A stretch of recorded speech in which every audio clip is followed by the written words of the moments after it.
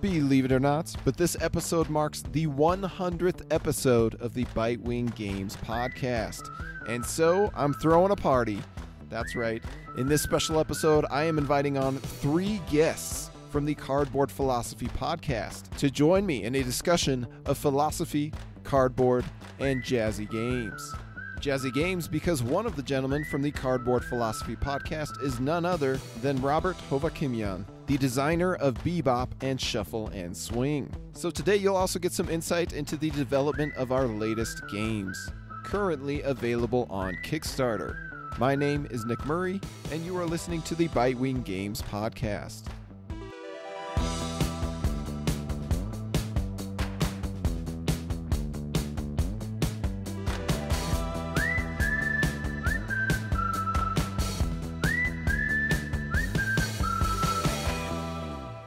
Well, I'm excited today to welcome onto the podcast not 1, not 2, but 3 guest stars from the Cardboard Philosophy podcast. We have here Steven, Evan, hello, and Robert. Hello. Hello. And this is a podcast that you guys have been going for over a year now, right? That's correct. Man, time Yeah, flies. we just celebrated our 1-year milestone back in March. That's crazy. Yeah, it doesn't feel like it's been that long. But I've been listening to you guys pretty regularly at this point. You go every other week, is that right? Mm-hmm. Okay. So about almost 30 episodes in or more? Almost. We're all right. 28's coming soon. Yeah. Almost. And this is a fun podcast to listen to if you are into the hobby as a gamer, as a designer, as a publisher, whatever you are. Because you guys approach it from a little bit of a unique angle, which always helps in a world of board game podcasts, in a sea. So I guess, does one of you want to kind of share how this podcast got started? What was the genesis of it? So it started out as a joke on a Discord that we're all on because Steve, Robert, and I used to get into tangents on the chat forums, and either Robert or I said we should start a podcast, and then it came up again, and then there was a direct message started which was like, hey, do you guys actually want to start a podcast? And we haven't gone back. It's actually kind of funny because it's been really great to get to know Robert and Steve over the last year, and I think the podcast has definitely helped that, but we've had a lot of games because of that, and we've done a lot of play testing because of that. It's been a fun year. I'm looking forward to another year. That's very cool. So is that where you guys met, kind of in a Discord server or a group chat kind of thing? Or yeah, it was the Ivy Studios Discord. I think we've all been there for a long time. Yeah. I don't know exactly when we all showed up or what the order is, but we've been there for at least 2 or 3 years. So we had talked a lot online before doing the podcast, but yeah, as Evan said, the podcast definitely just helped us to talk more and more in depth, which was really the idea of it. Because as Evan said, we'd go on these like long tangents, but then realize we're in a public forum, and maybe we shouldn't just take up all the space. So we created our own space, as one should do. Isolated yourselves from everyone else, and no, I like your. It actually took me a while to actually like look closely at it, but the picture you guys use for your podcast with like the philosopher, what are they, chimpanzees or monkeys or something?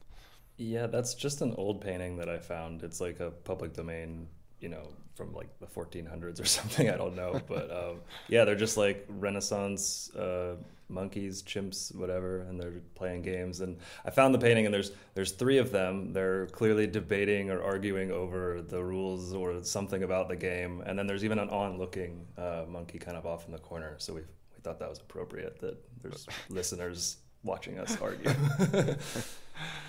Yeah, if you just look at the small thumbnail and don't look too closely, it just looks like a Renaissance painting with actual humans, and then you peek a little closer and you're like, wait a second. But it really encapsulates what listening to the podcast feels like. Yeah. 3 apes screaming at each other. Also how we feel about it. Like we talk like seriously about stuff, but we also realize at the end of the day it's just games, so we're not taking ourselves too seriously, but we're kind of, being serious just to philosophize about it. Mm-hmm.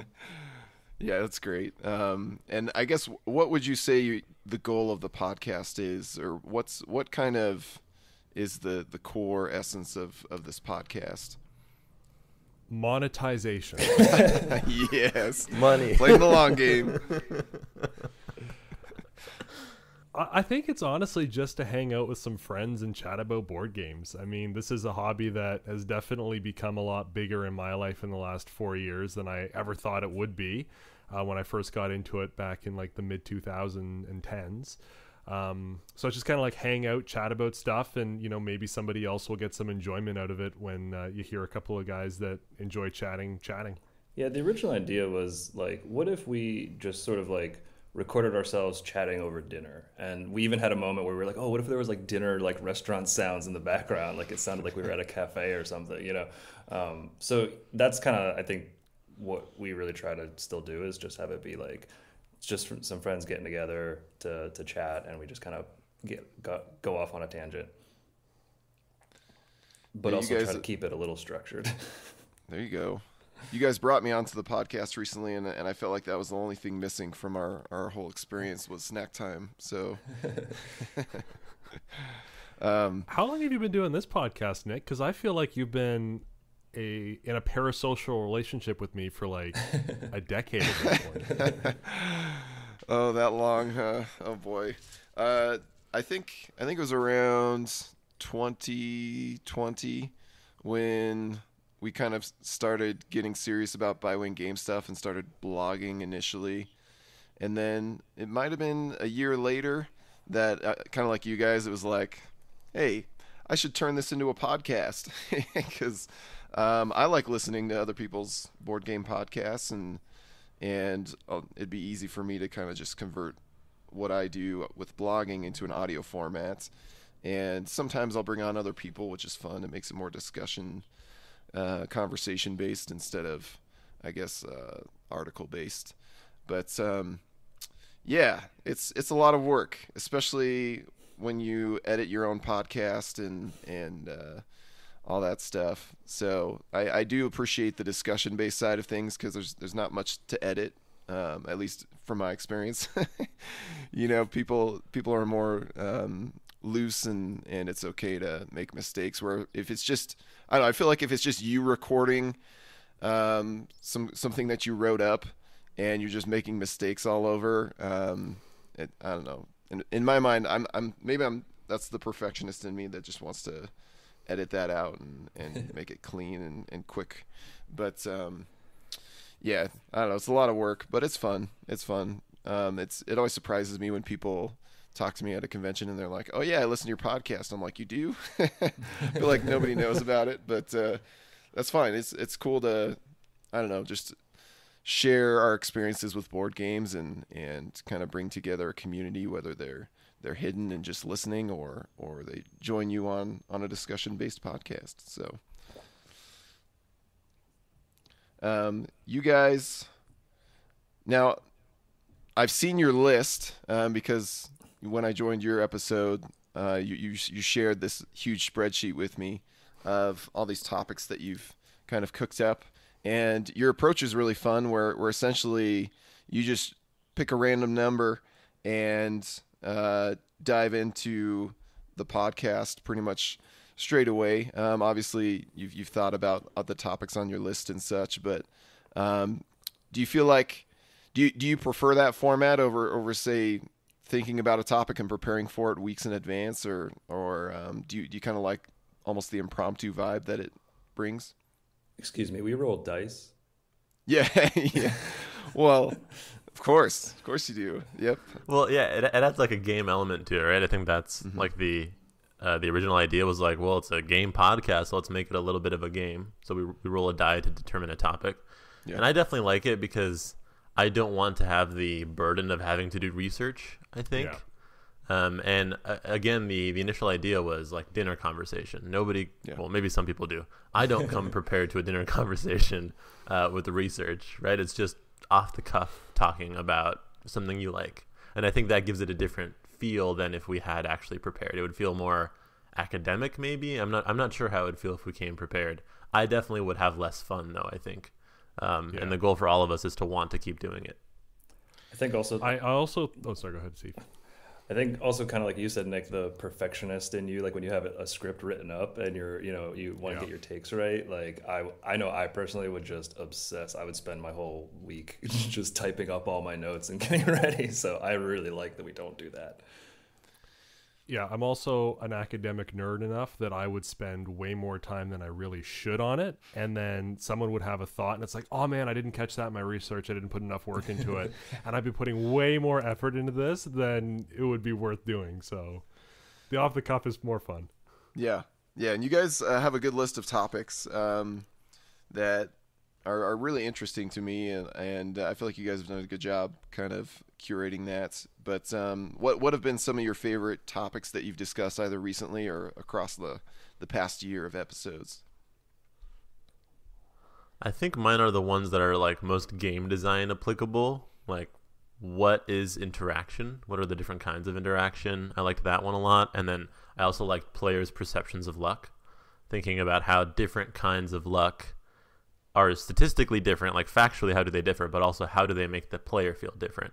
And things that are functionally the same can lead to different emotional responses. And at the end of the day, your game is supposed to elicit some emotional response. So those game designy ones are the most interesting to me.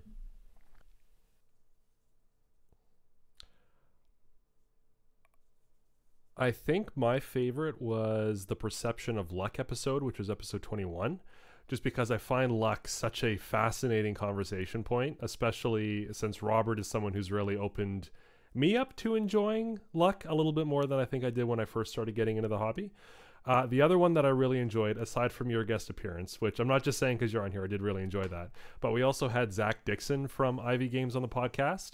We've also had Austin from Ivy Games, but Zach's was fun because it was basically just him and Robert ragging each other the entire time about Robert's take on miniatures, and that was an enjoyable time. I liked being a part of that. Yep, that was enjoyable. Not one in particular, but I just really enjoy the ones like just this one that we have coming up is about game end triggers. And there's sometimes when we like roll the thing and I see the topic and I'm like, oh man, are we even going to be able to talk for a whole episode? Like I know we kind of put these on the list, but like now I'm not sure. And then I don't know, I think just it's fun to see the discussions that come out of, especially the ones that feel like especially niche that I'm like, are we like, can we even fill 15 minutes, let alone, like a half an hour? But we almost always find ourselves like we have to, okay, let's wrap it up. Let's, so yeah. Yeah, you guys keep your episode going at a good pace, and I'm used to listening to podcasts that are typically longer, like an hour long, and so when yours is just like the quick 30 minutes in and out, typically, unless you bring me on and I derail the conversation and extend it longer, but no, they're fun to jump into and hear your thoughts on these topics as well as specific games that you've played that apply and how they may break those rules sometimes, but also follow those rules.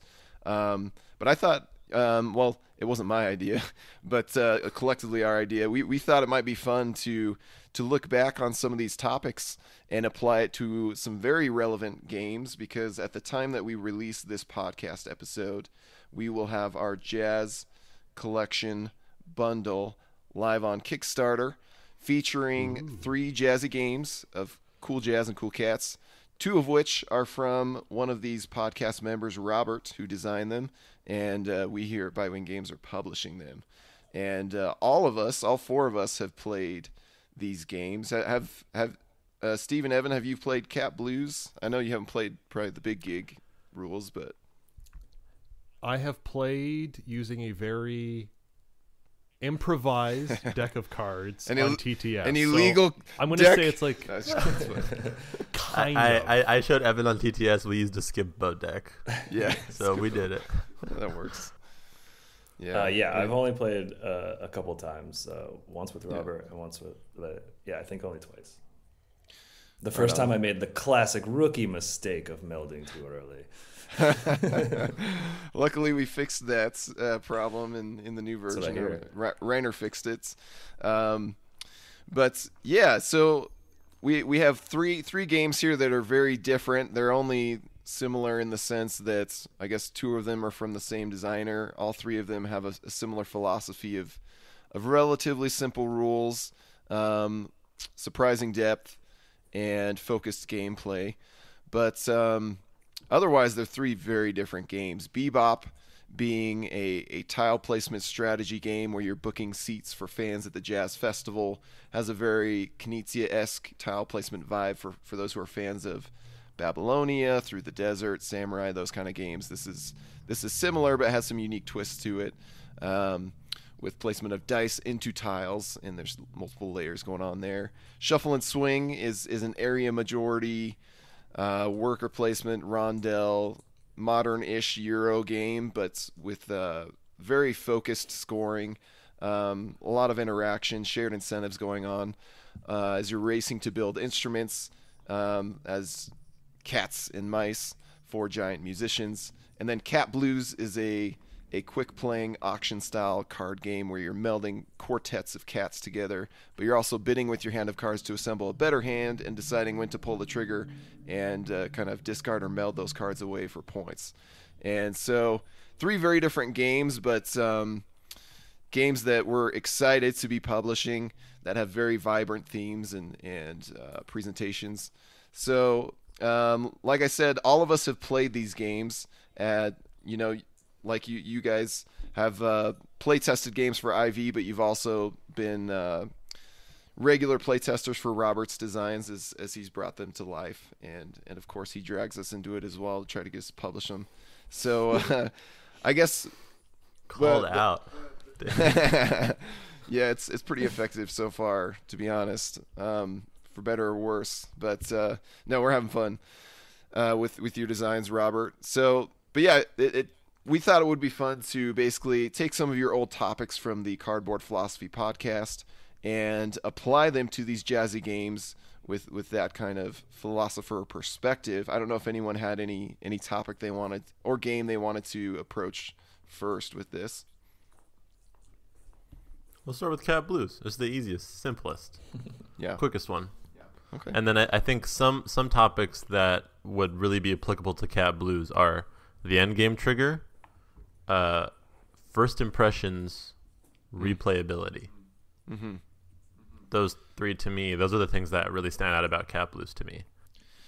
Yeah, so Steve, you mentioned you had an interesting first impression with Cat Blues, and that's something I noticed when I was researching the game was part of the reason that it's so polarizing, that the original design probably isn't as popular as other Knizia card game classics, is that it doesn't always leave a good first impression, at least the original version of the game. So do you want to share a little bit more about that, your first impression of Cat Blues? Yeah, and maybe it even gets into, we had a topic about, is there a right way to teach a game or a good way to teach? Yeah, my first impression was that. I think I played it with two other folks, and at least two of us kind of made that same mistake where it just intuitively you felt like, oh, the point is to collect these sets and then you play the sets to get points. So that points win the game. I want to get points, So as soon as we had a set, we played the set and got the points. It seemed like it made sense. But in this game, once you do that, then you lose your bidding power. And so it's kind of this very interesting balance, right, of like trying to accumulate more and more power, and bidding for even more power, and then at a certain point you kind of switch and start going for these points. But yeah, that first time, just the intuition of go for points, we just did that, and then you don't have any power, and then you're kind of sitting there not really able to do a whole lot, and then the whole second half of the game is very unfun. And like I said, I think one player either kind of just intuited that or just kind of did the opposite of what we were doing, or they got it, I don't know, but they just kind of stomped us, and so the two of us were just sort of like, cool. I think it also was coming off of, Robert was speaking pretty highly about it and saying how he liked it, so I was going into it expecting okay, here we go, another great classic card game from the Doctor, let's go. And then just within a few turns we couldn't do anything, and it just was like, what is this? Did I do something wrong? Did I get a rule wrong? So yeah, that's where I don't know if I'm very curious to see what tweaks y'all made to it, because I just felt it just needed a line in the rule book, don't meld too early, you dummy, or something. It's actually such an easy tweak that I've been doing it for a few months now, maybe even a year now, where after melding, if you have less than 4 cards in hand, you draw back to 4. That's it. And that just like saves that whole issue, and actually adds another like interesting layer where you might not even want to draw near the end of the game because you can draw into jokers. And if you have any jokers in your hand, they go into your personal joker pile, which can lose you 5 points if it's the biggest personal joker pile on the table. So it's like barely removing, barely adding a rule, but like removing a lot of that first impression negativity. So it's great. Yeah, Cat Blues is an interesting game where it was originally released in the late 90s, and it's one where you have enough freedom with what you do that you can, like you said, kind of just shoot yourself in the foot and have a rough go of it. But it's also interesting in the fact that it's only a 15-minute game. But when I was researching people's ratings and thoughts online, I got the impression that like if they played it one time and had a bad game of it, they didn't even bother to just like run it back and play it again often. The other issue was that the game was originally designed for 2 to 4 players, but then at some point in the publication process, that was extended up to 6 players. And I never even tried it at 5 or 6 players, but I saw a lot of people who said like this is pretty bad at this game, and so I knew pretty quickly just from going in and trying it out, like, yeah, just avoid this player count. It's not worthwhile. But yeah, if somebody tried it at 5 or 6 players, or if they mailed it too early and kind of gave up their bidding power and were out of the rest of the game, then it's a bad time, and it's like, well, this is a dumb game, and we might as well just play something else, So yeah, it's interesting how first impressions can kind of tank what really is, in my opinion, a very brilliant card game otherwise, and one that's still refreshing to play. I didn't play it till about a year ago, and I've played plenty of auction games, I've played plenty of card games, but this one felt unique in a lot of ways and exciting, and so that's kind of why we've taken it on and worked with Reiner to iron out those issues that prevented people from enjoying it like I have. So. Robert, you also mentioned endgame triggers and one other thing in regard to this. Did you have any thoughts as far as that goes? I think the endgame trigger of Cat Blues is really nice. There's 20 points in the middle of the table, and once those run out, the game's done. So it just like leans into that tension that Steve was talking about, that balancing act of when do I switch into just starting to meld for points. Because the big thing is you can only make the melds for points after winning an auction. So sometimes near the end of the game, there's like 7 points left. You have 4 5s in your hand, and you want to score those 4 5s at their full value to get 5 points. Because if you wait any longer, there might only be 2 points left. And so you then need to win an auction, but not spend your 5s just to be able to meld those 5s and cash them in on time. So the endgame trigger is really clean, and it's really focused. We talked about in that episode, some games have multiple endgame triggers, and I mentioned I like when there's only one, because then everybody's watching that one trigger like a hawk, and the whole table kind of collectively is like zoning in on one thing. And that's certainly the case in Cat Blues, where in the back of your mind, you're all like, ooh, the points are running a little bit low. Is it time? Should I go now? Should I wait? Those questions are like, the timing questions are what Cat Blues is all about. Yeah, I think that's I remember one of my most recent plays actually was with Mike DeLisio. We played Cat Blues the Big Gig together, and in that third game, I was assembling just this ginormous hand. I kept winning auction after auction after auction, and kind of just blocking out Mike, and I think it was Scott who was the third player with us. It was me, but it was fine. you. Okay, no, I was wondering if it was you or Scott. I knew it was one of us. Sorry. Yeah, I kept blocking you guys out and getting this huge hand, and I had like 5s I had a set of 5s and a set of 4s, I think.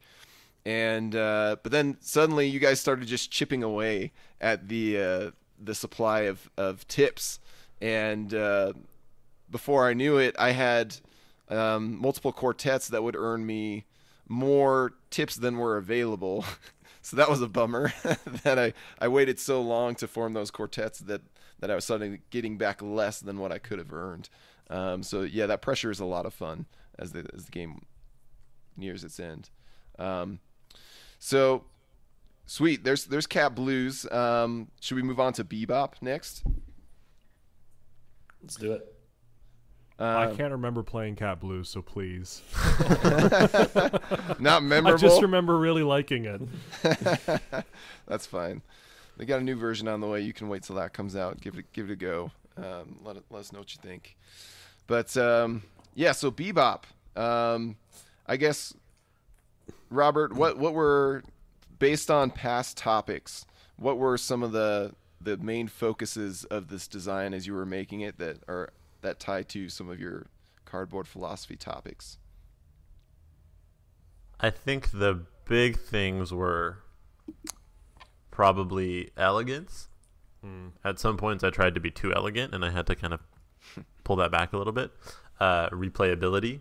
I wanted it to be the kind of game that the setup was just a clean variable setup, and then you could just play over and over again, even on the same map, even though we have multiple maps. And those multiple maps leaned into the replayability. And then certainly perception of luck was a problem at some points. For some people, it was a little bit too lucky. But for me, that's the kind of luck that I enjoy, that kind of levels the playing field a little bit and also keeps you wanting to come back and gives you something to blame when you lose or something to feel clever about when you win. To me, that's almost the ideal endgame situation. It's something that I admire Knizia for, where if you lose one of his games, you're like, silly luck. And then when you win, you're like, I'm a genius. Right? So if a game can do both those things, that's amazing. Everybody walks away feeling good and also wanting to play again. Because if you lost because of luck, next time you'll get lucky, right? So it pushes you to play again. So those were the big things, I think. First, elegance, replayability, and perception of luck. Yeah, Bebop is unique in the sense that you have Through the Desert, which has no luck to it. On your turn, you just pick one or two available camel colors and put out two camels of those colors that you chose, and the information is perfect, right?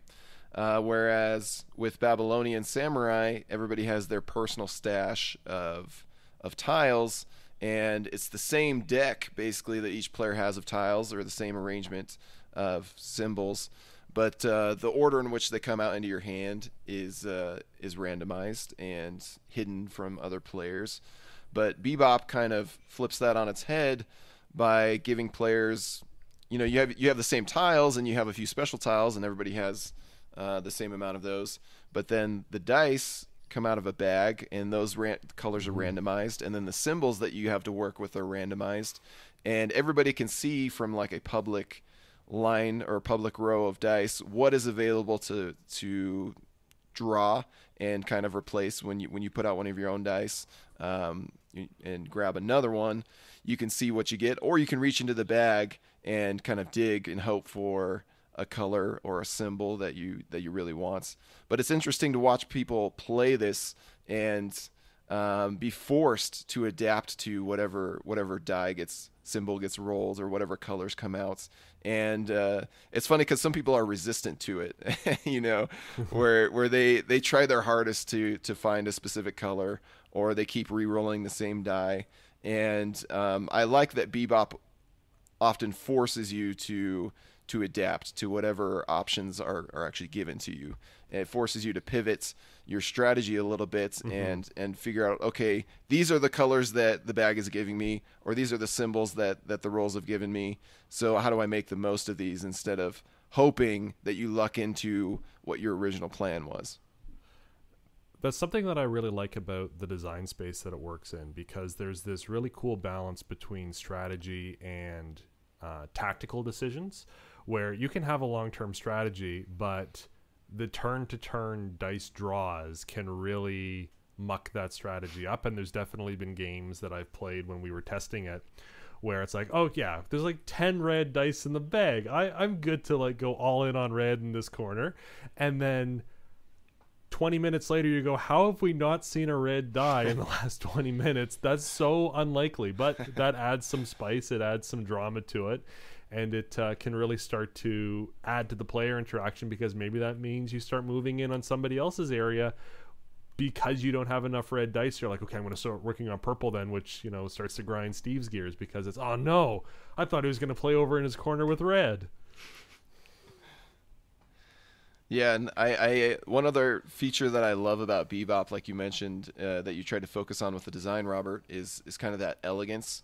Because you teach the game to people and you start going, and it really is as simple as either just put a tile out on the board, basically reserve a hex, reserve a space, and you're basically staking your claim on this spot, saying I'm going to put a die here later, and I will have ownership of that die, and nobody else can go here. Which is interesting because usually you do that in any tile placement game. When you put out a tile, you're essentially claiming that spot. But in the case of Bebop, you're reserving that spot in order to place essentially another tile there. It's just shaped like a die, and then deciding when to do that and feeling pressure to both reserve spots in other areas, but also put out dice so you can activate scoring and trigger stage performances. There's kind of a cool juggling act there of balancing these two pressures against each other, but essentially just putting out one token at a time per turn has a nice elegant feel to it that unfolds as you try to strategize what to do on each turn. Any other topics that you gentlemen feel relate to Bebop or that stand out to you? I guess one for me, one that you guys have talked about before, is the toy factor, which I think it was Evan alluded to. Robert, you had a fun discussion with, was it Austin or Zach? Zach, yeah, Zach from Ivy Studios, talking about, at what point is this toy factor taken too far, and at what point does the cost kind of override that? But in the case of Bebop, at least, we opted to go for probably something a little bit more expensive option than maybe what we could have gone for, and just throwing 75 dice into the box and into a draw bag. But I guess what do you guys feel? Although I guess some of you maybe haven't played the physical copy yet. You've played it mostly on TTS, though, huh? Way to flex on us. All right, so Robert, what do you feel the dice add to the game as far as the toy factor and that in that regard? I think dice are like they're just so ingrained. When humans see dice, they just like immediately feel fun. Doesn't matter. You just want to roll it. You want to touch it. You want to play with it. Dice are just like the most core basic component of games alongside cards. And so reaching into that bag and drawing the dice out is certainly very fun. And seeing a board that just gets filled up with dice on it, online it was kind of cool, but in person it's way more unique looking. Like if you walk by a table and you just see people putting dice on a board, that's very different, and it makes it gives like a 3D element. It makes it look pretty because the colors are really, really good, thanks to Weberson and Brandt. So I think it adds toy factor, but also, I don't know what the word is, but like height, I guess, to a game. And games are otherwise usually pretty flat, right? If you're playing a tile placement game, you're just putting flat tokens on a flat board, but this adds some height to it, and that makes it look interesting from the outside. The thing that strikes me about it is the art, because I'm used to seeing this as literally a white sheet of paper with hexagons drawn on it and like clip art for the icons. So to actually see it brought to life, I posted in the group chat when I started seeing ads on Instagram, like if I didn't already know this game and want to play this game in real life, I'd be all over this because it's just so inviting the way that the artists have kind of brought everything together and made, an abstract-y kind of dice placement game into this really warm and lived-in world is so cool. It creates a really great first impression. Yeah, I think the box art, the board, all of the art, it looks really colorful, really inviting. I'm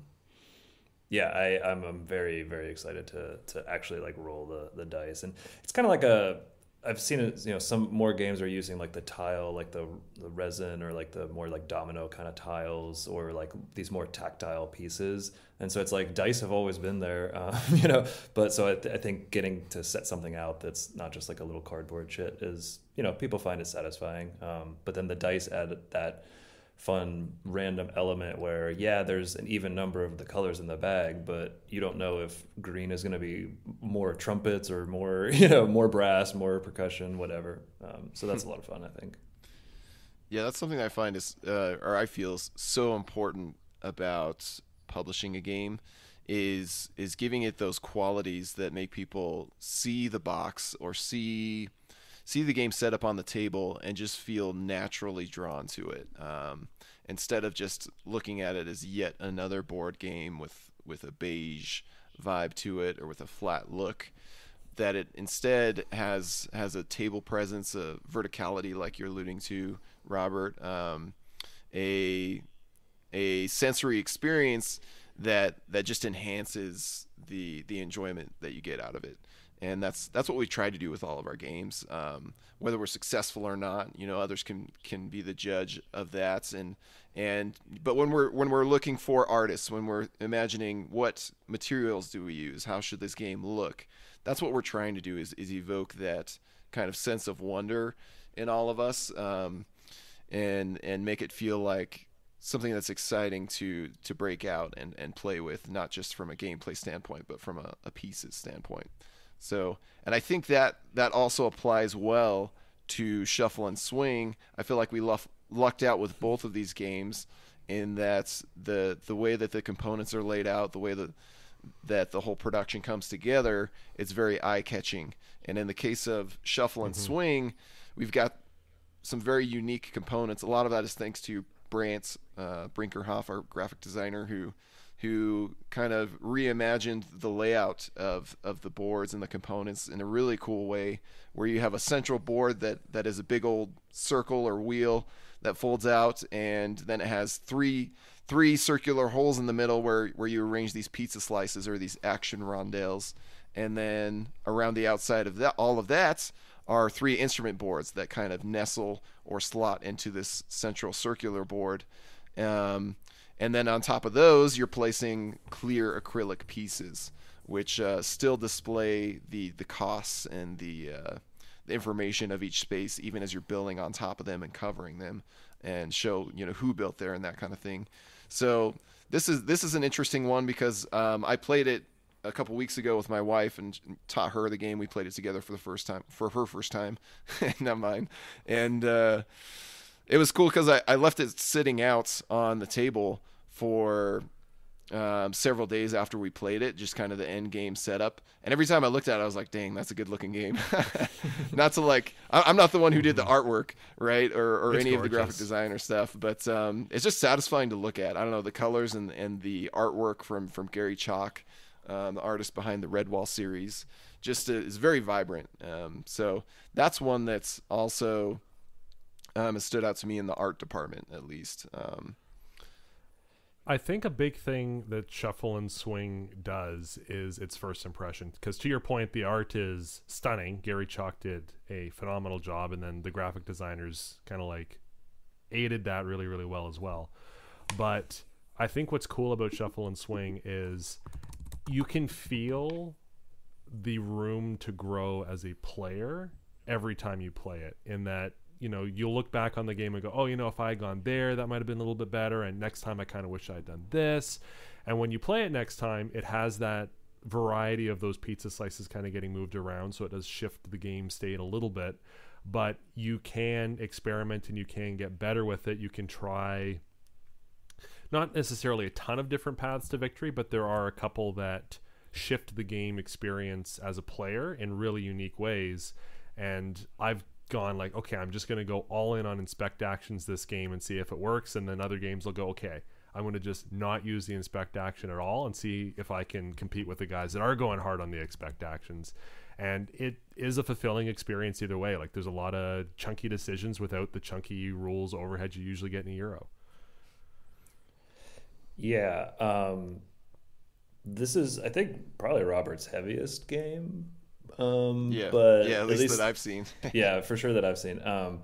But for me, it hits that sweet spot where it's heavy in a way that I understand on a high level what I'm trying to do. I generally understand how things are working, but then there's all that room to get good at the exact the efficiency of stuff, putting the right things in the right places, doing it such that other people are using my die. Occasionally I'm getting more workers, there's a lot of little tricks and nuance to practice and get good at, in addition to the different paths to victory or different setup, scenarios.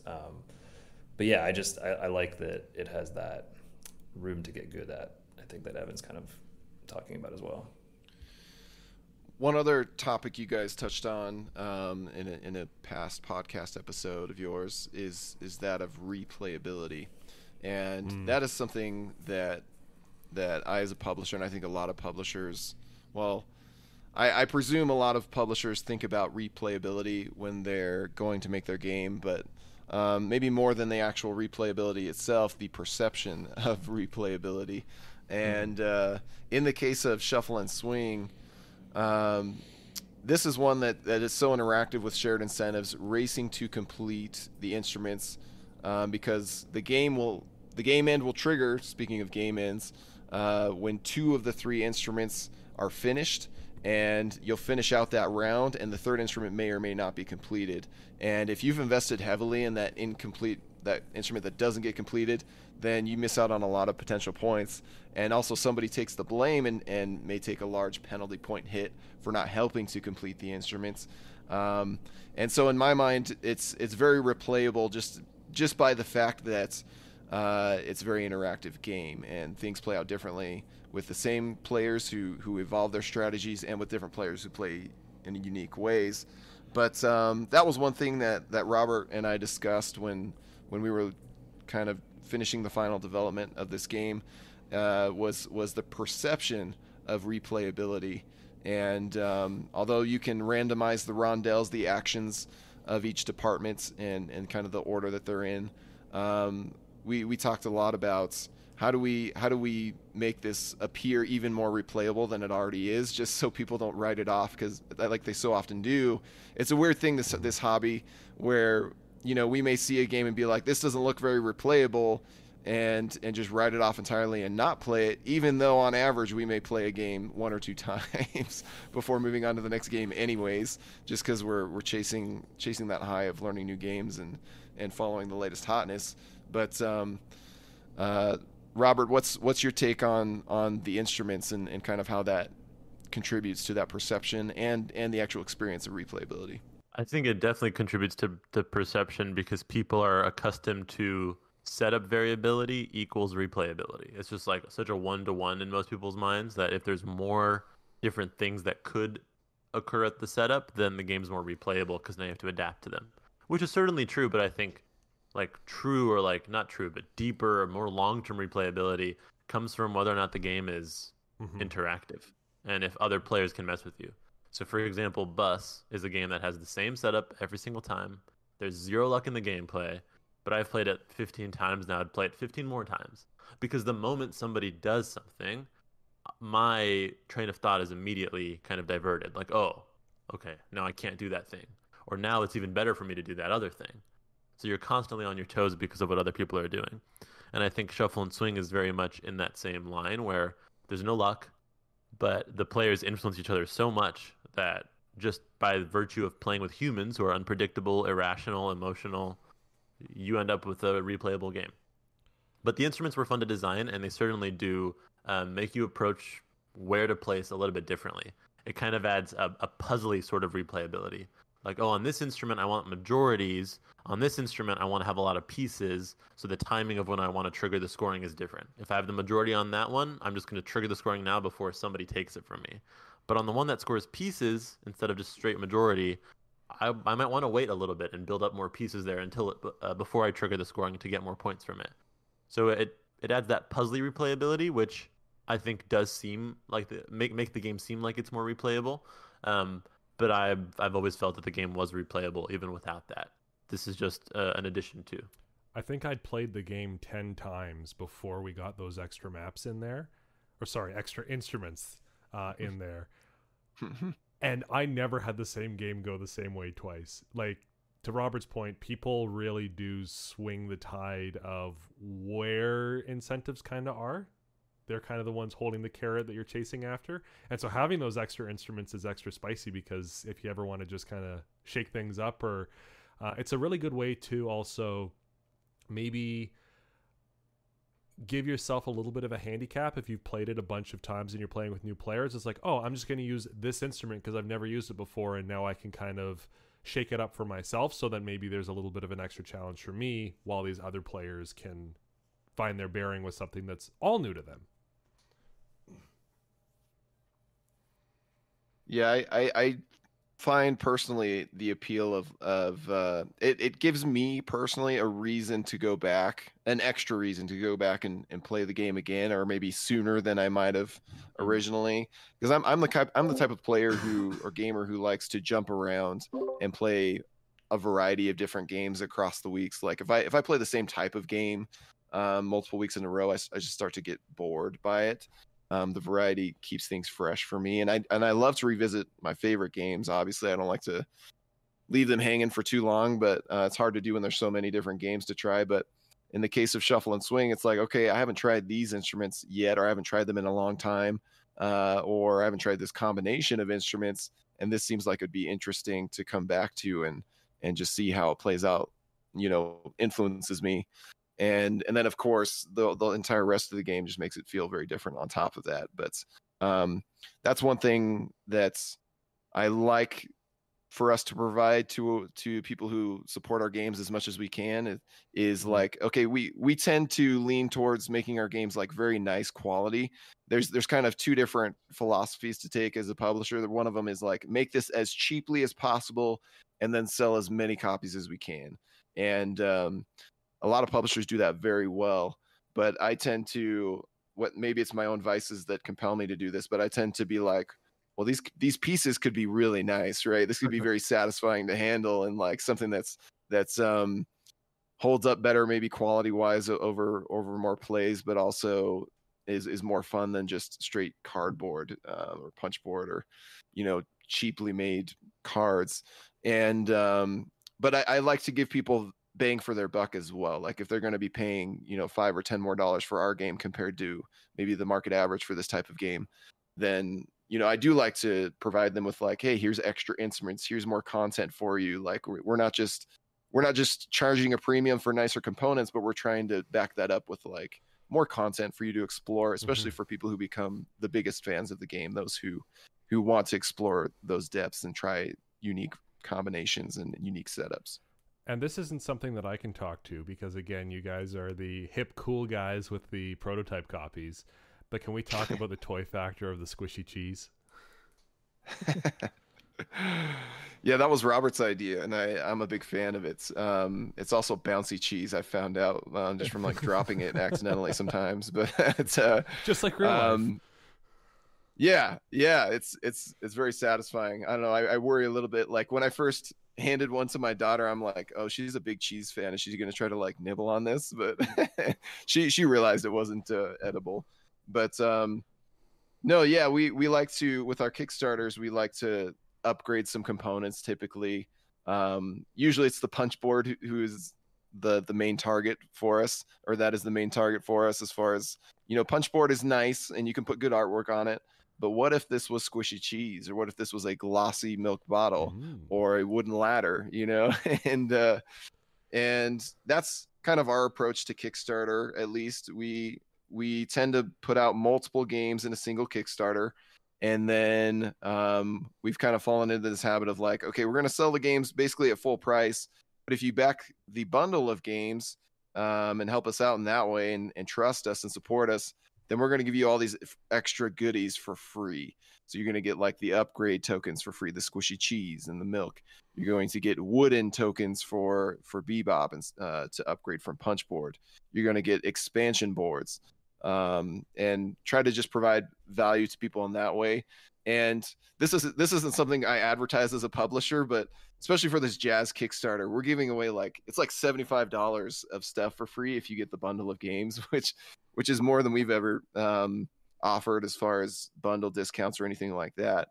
But what I've realized is like, oh shoot, if somebody didn't like one of these three games, right? It just didn't fit their taste quite like they were hoping. With the extra free stuff you got for that game, you could resell all of that and get essentially almost all your money back. Oh my goodness.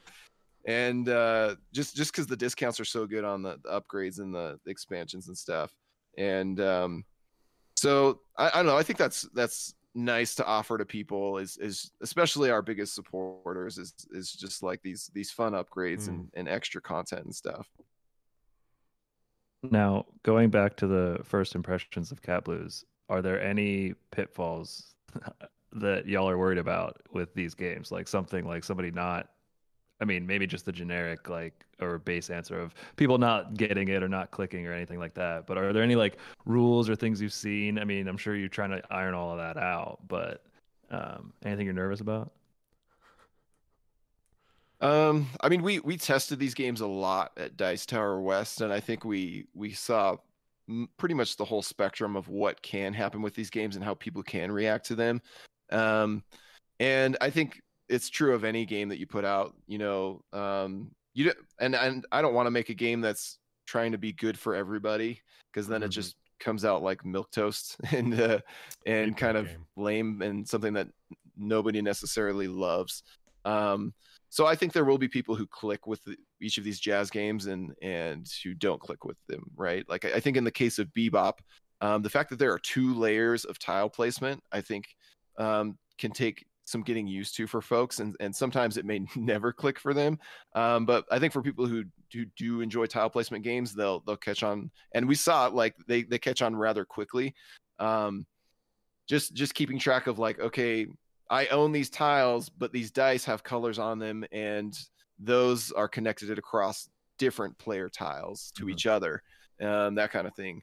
And in the case of Shuffle and Swing, it's more, yes, this has modern Euro game mechanisms to it, like rondelles and worker placement and stuff, and dice workers, but it's also a very interactive game. It's more focused on shared incentives and majority and area majority than it is on like action efficiency or building an engine or that kind of thing. So I think sometimes people can come in with certain expectations and then come away like, oh, this isn't the type of game that is my comfort food, you know, and that's why I like it personally, because it's not like other Euro games, which I sometimes get tired of. But yeah, I don't think it's going to be for everybody. I think a lot of Euro players might be surprised by it in a good way, though, because you're right, it's not necessarily what you're expecting going in, but I think like a lot of those classic Euro games and classic games in general where you play it once and then it's like, I'm going to play that again. You play it again and it's like it kind of opens itself up to you on that second play. I think a lot of people that are used to those really chunky Euro games might be surprised by it, but also might find a part of their brain that they didn't know that they had getting tickled by it. That was a very weird analogy. I'm sorry. I'm so sorry. No, that makes sense. It makes sense. No, I agree. I think that's what we try to do. Like, I don't want to publish a game that just feels like every other game that's riding the hotness trend or just chasing sales. Like, to me, that's not as interesting. Like, you look at the games that we are publishing, even with just Reiner Knizia, right? He has this huge back catalog of games. A lot of them, some of his biggest classics in the past few years have become available for another publisher to take on and kind of do their take on. That's the same 2 words. But for example, Samurai, which presumably is getting a new version, Tigris and Euphrates, Taj Mahal. These are games that like I love. These are some of my favorite games of all time. But as a publisher, I just haven't felt the urge to, aside from the fact that like, yeah, some of these would sell gangbusters and that would be great. I haven't felt the urge to actually chase these types of projects, because to me, I look at these games that already exist on my shelf and it's like, can I really do this better? Am I really contributing something new to the hobby? Aside from the fact that, you know, people who haven't played it, you're giving them the chance to try it, and that's cool, and I respect that. But they just don't call to me like other projects do. And so often we are chasing projects that are like, yes, this is in Shuffle and Swing's case, this is a modern Euro game, but it has so many callbacks to the old school style of shared interaction. And in the case of Bebop, this is a tile placement game, but it has 2 layers. Just offering unique experiences to people, and exciting innovations, even if they're minor innovations. That's what excites me about these projects and about most projects that we take on. Well, I'm excited to throw money at you, Nick. Well, yeah, we appreciate your support and everybody who supports our projects, because we're having fun doing this, and I enjoy helping patients at the dental office too, and some of the stuff that I do there. But if I'm being honest, it's a lot more fun to put out a board game, because that's blending both a passion and a hobby together, and being part of an amazing community of fellow hobbyist gamers. So I think we've covered these jazz games pretty nicely, and with a lot of your past episode topics. I think anyone who enjoys listening to this podcast or other board game content should definitely check out the Cardboard Philosophy podcast. And like I said, they're very quick, nicely paced episodes that touch on a lot of unique and interesting topics in board games. And whether you design games, whether you help make games or not, I think they'll help you think about the games you love in unique ways, and help you realize, why do I love or dislike certain games, and hopefully help you find more games that fit your tastes. But before we finish out this episode, I usually spend this podcast sharing my first impressions of games I've been playing lately, and I enjoy doing that, sharing my experiences with games. But I don't want to do that today. I want to turn the table over to the philosophers here and let them share their first impressions and their prognosis of games that they've played recently. Speaking of prognosis, this is a system that I started using maybe a couple of years ago, because I was rating games like a lot of content people do in the board game sphere, and I still rate games on Board Game Geek. But at one point I just felt like, you know what, I'm giving my first impressions of a game, and it's hard for me to assign it like an official rating when I've only played a game maybe 1, 2, or 3 times.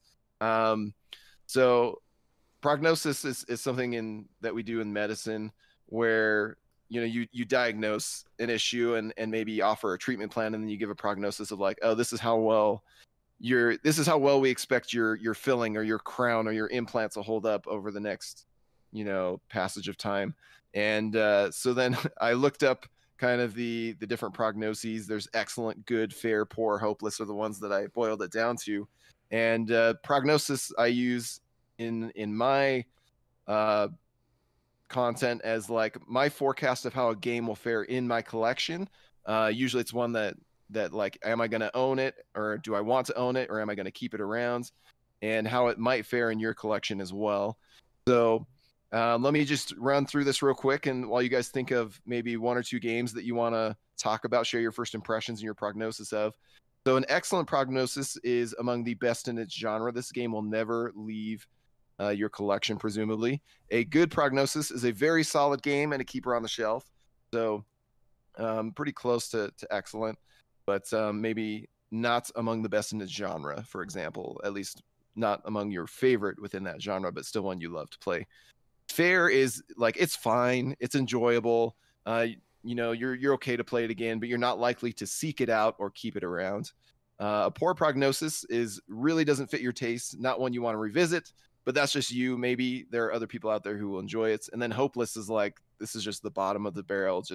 I rarely give out this prognosis to games, but there have been a few that have worked very hard to earn this from me. But basically, like, I never want to play this again, and I don't recommend it to basically anybody. So there you go. Excellent, good, fair, poor, and hopeless. Does anybody have 1 or 2 games that they've played recently that they want to share their first impressions and prognosis of? I'll start with 2 Knizias. Because all right, take it away, Robert. We're on the Bite Games podcast. So this is slightly cheating because I'm going to split one of them up into 2. All right, but we'll start from the bottom of the barrel with Llama Cadabra that we played at Dice Tower West. I have never played Llama or any other version of Llama, but Nick brought out Llama Cadabra, and I had heard previously that it was like Knizia's Uno, and I was like, fine, let's play Knizia's Uno.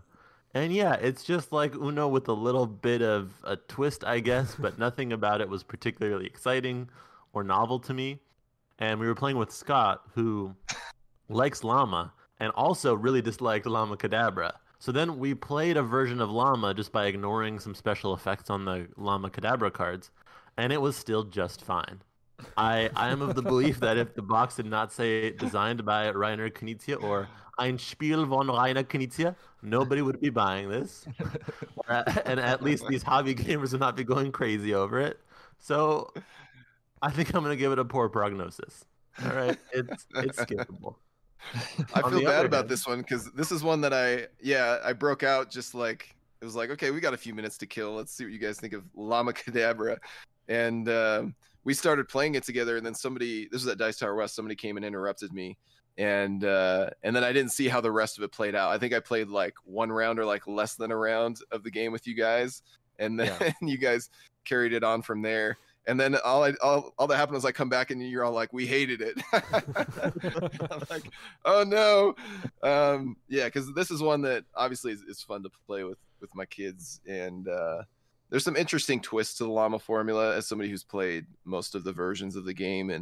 And I mean, when I first played Llama, I was like, yeah, this is whatever. It's just another take on Uno.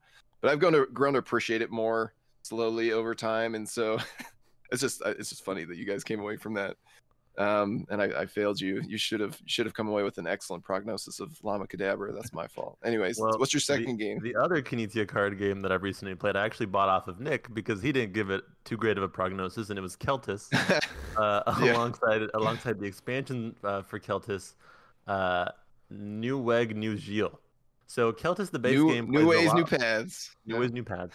Keltis, the board game, just plays a lot like Lost Cities, but instead of only being tied to going up, you can go up or down, and it's multiplayer, and the scoring isn't ridiculous. I really bounced off Lost Cities because the scoring is ridiculous. I don't want to do the math at the end of that, and Keltis keeps the exact same incentive structure and almost the exact same rules, but with way cleaner scoring. So I liked Keltis. True. I thought it was nice.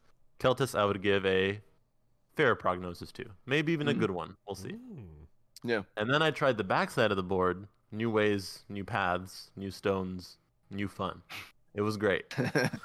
It takes the core card play of Lost Cities, and it turns it from a card game, which I think Keltis is, into a track climbing game. The focus is all about the tracks. So at the end of the day, you still have the same frustrations of like, oh, I really need that card, or is it worth skipping, a few numbers just to play this? But since the paths crisscross, you can plan out a lot. You can try to trace out a path for yourself and say, okay, I want to go pink, pink, wild, green, and you can try to spot a good area to move through because there's these bonus tokens that are randomly placed out, and just by nature of randomness, some of the paths are obviously better, so you're chasing after those, but so are other players, and that puts you in situations where you can actually get yourself stuck a little bit. Where in my first game of this, I had 3 stones that all needed green to move. And I just could not draw any greens to save my life, at least greens that I could play. And so it was frustrating, but then I realized, like, oh, I need to keep my options open. It felt like I could actually learn, and on the second playthrough, I played a lot better. And it's just one of those games where when you're suffering, it hurts so bad, and you hate the game, like, to the point where you're cursing the deck. But then when you draw the thing you need, or when somebody discards the thing you need and you can draw it up, it feels so good. It's like, it's such a relief. It reminds me of these very punishing Euro games in a way, where they're just like beating you over the head with like, feed your workers, you're poor, do good. And then when you finally do good, you feel so good about yourself. So for me, the expansion to Keltis is excellent. So I would give it an excellent prognosis. Sold. Nice. All right, who's next? I can bring 2 to 3 games as well, and I will give my sister a shout out because I said I'm going on a podcast where I have to come with initial impressions. I don't know if I've played enough stuff new recently. Can you play this with me? And she was like, sure. So I played 3 Ring Circus with my sister because the art was the winner for her, and the art is fantastic. If we were going to give this a prognosis based solely on the art, this sucker's an excellent game. Unfortunately, I think I kind of came away with it with a bit more of a fair prognosis. It is a tableau builder, which isn't normally my cup of tea, but it is a mix of tableau and area majority, which is normally my cup of tea. And the area majority is very fun because it's also the timer of the game. So as you perform shows, which is putting your little tents out on the map, that's accelerating the end of the game. And so there's this really awesome push and pull of, do I want to build my tableau out this turn, or do I want to build out my area majority this turn? And if everybody else builds out their area majority and you build out your tableau, you're kind of holding yourself back, but you're also shooting yourself in the foot for the end of the game. And so I really love that push and pull, that tug of war. The reason I'm going fair as opposed to good is there's just so many icons in this game. It feels like it was designed to be a weight class one up from where it actually is. It's a very light game, and it was fun, and it was quick. That was the other thing I really liked about it. But it just takes so long to internalize the icons. You're about halfway through the game before you start going, oh, that's what this should have been doing for me the whole game. The other one, which is kind of a cheat, is Let's pick a game I can say. The other one, which is kind of a cheat, because I did play it a year ago, is Hegemony, which I really loved. I'm going to give it a good bordering on excellent prognosis. It is a heavy Euro game, but it's super interactive, lots of negotiations, and it has this really great economy running under the center of it. And the theme is super cool. So if you're into like light political science and economics, then Hegemony is kind of like a love letter to just being a bit of a nerd for that sort of stuff. It's a little simulationist, but not so much so that it kind of detracts from it. It just sort of aids in the teach, where it's like, oh, you know, clearly the working class wants to do this, or clearly the state wants to do this, or the capitalists are going to want money, so they'll do this.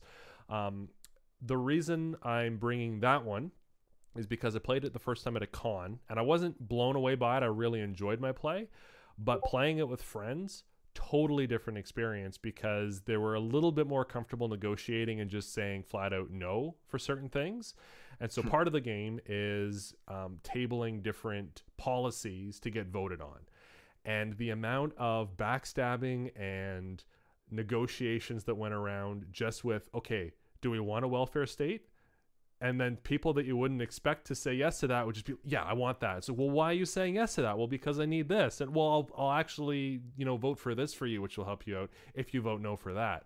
And there was a lot of really great push and pull with that. So I highly recommend picking it up. My only real criticism that's keeping me back from going full excellent is it is a monster to play. It's about an hour per player for your first game, and you really should play it at 4 players. I think you could probably get it down to 45 minutes a player, but that's still swinging in a very large weight class of time commitment. Yeah, that's interesting. I think in the case of both those games, that's something that influences my prognosis as well, is like how likely am I to get this back to the table? It's kind of hard, like with the iconography of Three Ring Circus, or the game length and the heaviness of Hegemony. Like, I enjoy this experience, but like, is it going to last in my collection? And that's something I think about as well when I share my thoughts on games. Like, hey, this was a lot of fun to try, but like, I don't know if I'll ever come back around to it. It's just a lot to chew on in one sitting, and I only have so many games that I feel like I can support in my collection that enter that weight class. So, but 2 good picks, two hot games from just last year. So. Thanks for sharing that. Steve, what do you have on your end? All right. So I recently had a kind of a game day for my birthday, and a couple buddies came. But these friends they love to import games and find, especially from Japan, but really anywhere. They both are big collectors. And so the 2 that I have to talk about are both imports. The first one is called Nanatori Dori. This is kind of like Scout, and I believe you can get it on Amazon Japan or from other Japan stores.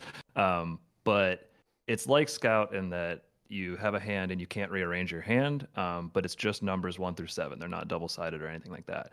And it's also, you're playing sets. There's no runs. You just are playing sets of 2 3s, 3 4s, whatever. And the kind of twist is, whenever you play something, it's like a climbing game, right? Like, you have to play something stronger than the last thing. But whenever you play it, you take what was already on the table. So you're shedding, but then you're always bringing back like theoretically weaker stuff into your hand. And so the whole trick is like doing it in such a way where you're actually building up, kind of like Cat Blues, where you're actually building up stronger sets to play later. And there's apparently a few different like variants on the rules, or like editions where the rules get tweaked. But we kind of played what we were calling the hardcore mode, where basically to go out, you have to play a set that is so strong that nobody can like you have to play a set, goes around and gets cleared, and then you have another strong set that you can just throw down. There's nothing on the table you have to take back in your hand, and then it gets around again where you're truly out. And it's a very weird, like, getting into that, like setting yourself up where you can play like one good one that goes around and clears it, and then another good one that nobody can top. It's tricky, but it's a lot of fun. And I've heard that there's even a good like 2-player variant that one of my buddies has tried since. I have not, but yeah, I have a copy, and it feels very, very light in the way that Scout just feels like a classic card game that you could just teach to almost anybody. This seems almost even simpler because there's not the picking up or the scoring or points or anything. But there's definitely some layers and strategies. So I would say that's definitely a good prognosis. Yeah, I'm not sure when something crosses the line into excellent for me on a first impression, but yeah, I mean, it's definitely, that was a really cool one. And then the second one, which is, from what I can tell, even harder to find, unfortunately. So I hate to even bring it up, but it's called Scharfschatten, not Watch to be your associated language. with Schattentotten. But yeah, this is a German one, and it's a trick taker, and I believe it's spicy something is what it translates to. But the different suits are like different spices, like wasabi and mustard and like peppers and something else. Pepper, like black pepper. And it's like a trick taker where, you know, it's must follow standard stuff. But there are 4 suit cards and number cards that you deal out randomly each round. So that kind of determines the hierarchy of trumps. Like it'll say, okay, black is going to be the strongest trump suit, but then you put a number for each of those. So okay, the black 2 is now the strongest card that will beat everything. And then every other black card. And then the red 7 is the next highest, and then all the red cards. So there's this like hierarchy of trumps that is weird. It's mind bending. But then you also bid on whether you're going to, basically you have tokens for each of the 4 suits, and you have to pick 2, which one you're going to get the highest, like the most in, and which one you're going to get the lowest. And that's like your personal, like, of the tricks you win, all the cards, do you have the most in a suit and the least? And nailing that, like figuring out, like bidding what you're going to get the most of and getting the most of is tricky. Figuring out where you're going to get the least of is extra tricky. And you get big points if you can get both. You get like the difference. It's one of those, like, it's simple, it's like a trick taker kind of, but like the being good at it is like, oh, I was getting so frustrated, but like in a good way, where I was just like, oh no, like I thought I had it, I thought I for sure was gonna, and then I get stuck with like 3 mustard cards. You're like, no. Oh man, it was like just the groans. And every single round when we would have to do the bidding, you're looking at your hand, you're like, okay, I have a ton of red cards and I have high numbers, but red is the lowest ranked suit this round. And the backs of the cards have the suits, so you can see what everybody else has too. And so trying to balance, what do I have the most of versus what does everybody else have the most of versus what is actually the strongest suit, and trying to guess what you're going to get that round. Oh my gosh, we were the noises we were making each round trying to figure out our bids was the stuff of it's the peak gaming for me. So yeah, that one was excellent. I'm desperately trying to find a copy. I might just kind of like proxy one because it's pretty standard stuff, but yeah, it seems like it's a really fun one that I know I would enjoy. Yeah, there's no listings on the geek market for this game. That's pretty. Yeah, that's when you know it's a tough one to find. Yeah. But no, this is a good contrast to Evan's picks, actually, because yeah, for me personally, I feel like it's much easier for me to give a small, quick, you know, usually card game, better prognosis than a large game. Maybe I enjoy playing them both equally, but it's like, you know, this one takes up so little space on my shelf. It's very easy to break out, even if it's like a year or two later, and just like revisit, you know, this fun game that offers something unique and refreshing. And so it's typically easier for me to give smaller games better prognosis. And just in general, I find myself gravitating to games that are generally faster, shorter, easier to get to the table Yeah. over time. Maybe it's just an exhaustion of like reading all these heavy Euro games and rulebooks and stuff, and coming away usually being like, well, that was a very similar experience to this other game that I already knew how to play, and I invested several hours just in learning and teaching it, and money and acquiring it and stuff. And so I don't know. It's so seen. yeah, it's just like when I pick up a heavy game these days, I feel like it's much more intentional on my part. Like, okay, I'm pretty sure this is going to be like almost excellent, or close to excellent. So worth my time, not to say that other games are a waste of time, but just time is limited, And you also don't want that. Like the other day, my wife was like, "I want to play something heavy. You want to play Le Havre?" And I was like, "Yeah, but I don't want to remember how to play it." So it's like don't pick that game. I don't want to remember how to play it right now. Yeah, and you don't want that feeling, right? If somebody wants to play a game off your shelf, you should be excited about it. Yeah. And those heavier ones, they like have this exhaustion or this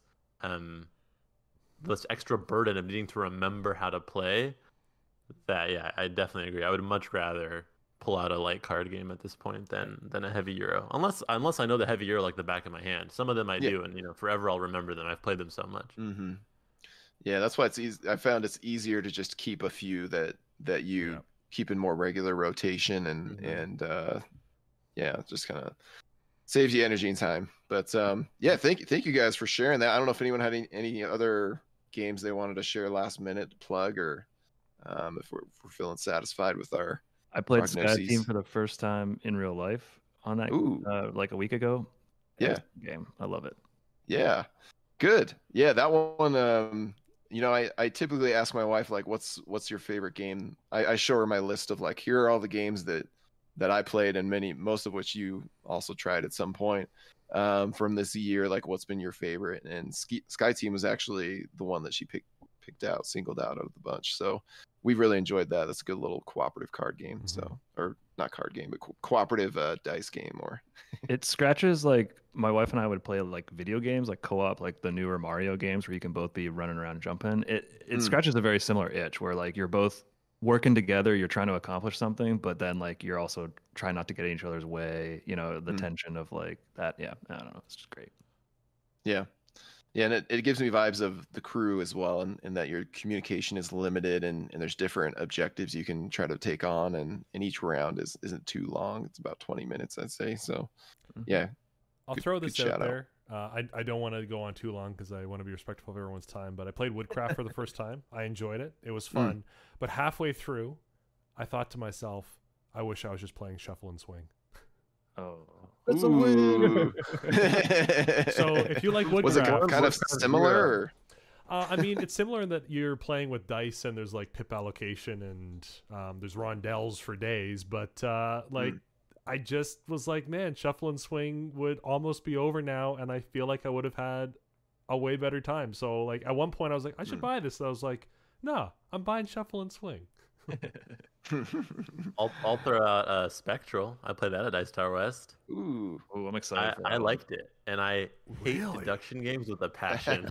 That gets me so excited. That just got, Oh my goodness! I love crossing out a bunch of things, like just doing process of elimination in silence next to other people for 30 minutes is my least favorite activity I could ever imagine. But Spectral was not like that. Spectral was interactive in a way that deduction games don't tend to be. In a way that created like, there's this famous Hitchcock quote about like, if there's a bomb under the table and the viewer knows that there's a bomb there, it's suspense because you're waiting for it to explode. Whereas if the viewer doesn't know there's a bomb there and it just explodes, that's surprise. And it's very suspenseful. Spectral is, because you might know that there's essentially a bomb somewhere and you see people going towards it. And this just like builds up this like, it's a little cynical or maybe cruel, but you're like, suckers, they're gonna die. There's a bomb there. It's over for them. And also you have the fear of like, I don't want to be next to the bombs. So I think it's really nice, and it lets you intuit or try to deduce based on other players' actions, not just based on some annoying process of elimination. And it's also spatial more so than numbersy. which I liked because all of the rules are spatial rules, like flip it on the axis, rotate it, stuff like this. And it's fast. So all those things combined, if I were to give it a prognosis, I would say good, maybe excellent. I don't know. It's at the end of the day still a deduction game, and I do not like doing deduction for too long. It's getting a good up on there. principle that I can't give it a point because it's a deduction game. Exactly. You got to deduct a point because it's deduction. Ooh. No, that's really good to hear.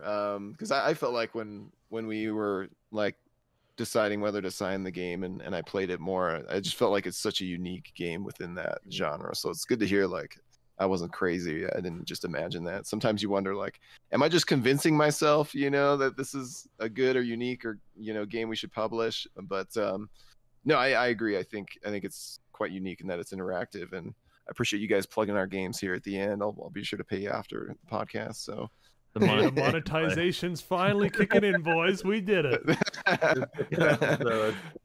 The grand scheme, you've come full circle. So no, it's been a pleasure having all three of you here on the podcast today, just chatting with you. It's always fun to chat with you guys. I know we've outside of these 2 podcast episodes that we've recorded together on our podcast and yours, it's been fun to gather and play games together, to play test games. It's mostly Robert's games, which are fortunately a good time.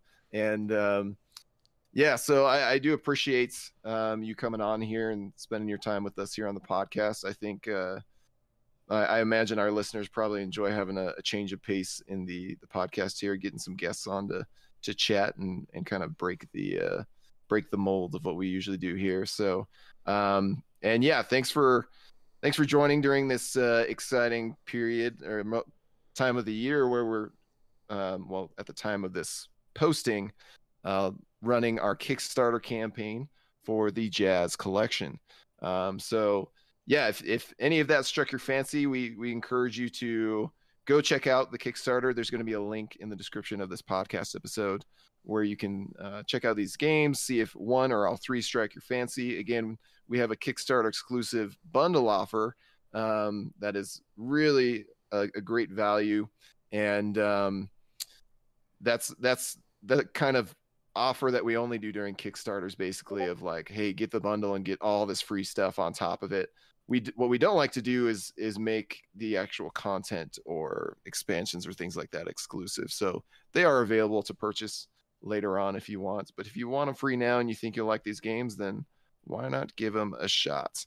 And while you're doing that, I again highly encourage you to check out the Cardboard Philosophy podcast. Where can people find you guys online? Everywhere. Apple. Everywhere. We're on Apple Podcasts. We're on Spotify. We're on Podcatcher. If you're weird and want to just kind of be indie and hip, then you can also just listen to us directly through the Podbean player. We also have a guild on BGG, which I don't think any of us understand quite yet, but we're trying to figure it out. And you can also email us questions. They will go into the spreadsheet, which is vast and large, like the heaviest of euros, and we may get to it one day, hopefully. And I also want to plug, I think all of us have had at least some small part in contributing to, well, none of us more than Robert himself, contributing to the amazing games Robert is putting out. And that's not just Bebop and Shuffle and Swing, but that's also Moon Rollers, which was crowdfunded late last year and releasing this year, as well as the Veiled Fate expansions, which at the time of this recording that's still live on Kickstarter, right? At the time of this recording, it is, but I don't think it will be on April 9th anymore. Yeah, that's got like a week left, I think, when I was looking at it recently. And did you work on all of those expansions, Robert? Were those all, because there's like multiple? It's a multi-part or multi-module thing. Yeah, right? I made all those expansions. There's 3 big ones and then 3 small ones. But yeah, they were all me. Yeah, oddly, those are not on Board Game Geek yet. Do you know why they haven't put that on there? Or... I just don't know why. Yeah, I had to you have to find it in a weird way. I'm used to using Board Game Geek as like my database for games, but check all that out. Robert's doing a lot of cool stuff, and these Jazz collections are not the last you'll see of his work from us here at Bitewing Games. I've said this before, and I think Robert is one of the best up and coming designers, one of the best designers you've never heard of. because we get a lot of different pitches, and Robert's stuff is the cream of the crop. It's the stuff that actually like catches my eye, and then I try it and I'm like, oh shoot, this is good. And so yeah, kudos to you, and kudos to Evan and Steve for helping play test these games. I think play testers are like the unsung heroes of this hobby and this industry, in the time that they put in, but also the feedback and the ideas that they give that help make our games even better. You've clearly never heard any of my ideas, Nick. Well, sometimes ideas can be process of elimination. You know, Robert's just crossing off everything you say, and then eventually he finds the right answer, the one that you didn't say. So anyways, thank you guys for joining. It's always a pleasure to hang out with y'all. And hopefully we can do this again. Maybe next time we have another project from Mr. Robert. So yeah, thank you so much for having me, Mr. Robert. Yeah, thank you, Nick. I can't call you the good doctor, so we're gonna have to come up with a different side title for you eventually. Yeah, exactly. All right, let me get 800 games and then we can talk.